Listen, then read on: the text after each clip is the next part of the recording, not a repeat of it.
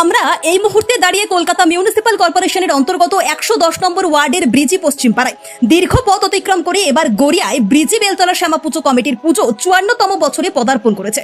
প্রতি বছরের মতো এ বছরেও ব্রিজি বেলতলা শ্যামা পুজো কমিটি পুরনো আঙ্গিকে নতুনের ছোঁয়া। চলচ্চিত্রের অভিনেতা অভিনেত্রী নয়, রাজনৈতিক ছোঁয়া তো নয়, অসহায় দৃষ্টিহীন ভাই বোনেদের দিয়ে শুভ সূচনা হলো তাদের এবছরের শক্তি আরাধনা।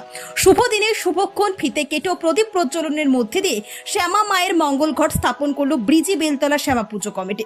উপস্থিত একাধিক বিশিষ্ট ব্যক্তিবর্গ। সামনে এই পুজোর কিছু বিষয় নিয়ে বিশিষ্ট আইনজীবী দীপঙ্কর চক্রবর্তী সহ উপস্থিত উদ্বোধক কি জানালেন, চলুন দেখে নিই। পরিবেশের খামতিও যেমন আছে, আবার অনেক কিছু ভালোও হচ্ছে।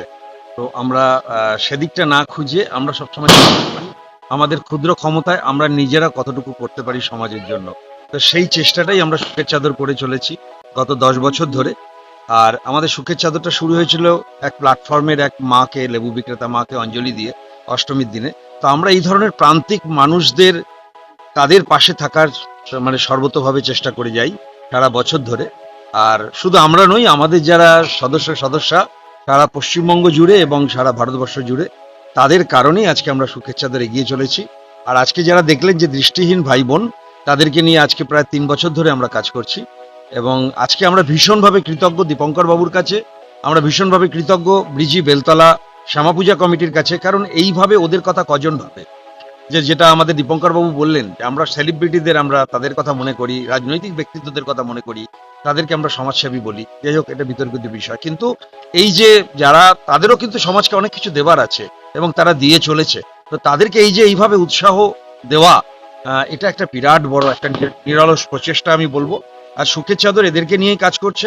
আমরা গত 1.5 বছর ধরে এরা ট্রেনে হকারি করে, তো তাদেরকে আমরা খুঁজে তাদেরকে নিয়ে এসে প্রতি রবিবার তারা বিনামূল্যে, তারা বিনা পারিশ্রমিকে তারা সঙ্গীত শিক্ষা নেন। এদের বাচ্চাদের আমরা শিক্ষার দায়িত্ব নিয়েছি, 7 জন বাচ্চার। এছাড়া এরা ধূপকাঠিও তৈরি করে, যার নাম হচ্ছে সুখের সুগন্ধ। তো এইভাবে আমরা চেষ্টা করছি ওদেরকে, ওদের পাশে থাকার। হয়তো সেটা যৎ সামান্য, তবু আমাদের ক্ষমতায় এটুকুই হয়তো আমাদের জন্য সম্ভব। ধন্যবাদ। আমার নাম সন্দীপ কুমার দাস, ফেসবুকে আমার নাম যাযাবর। ধন্যবাদ।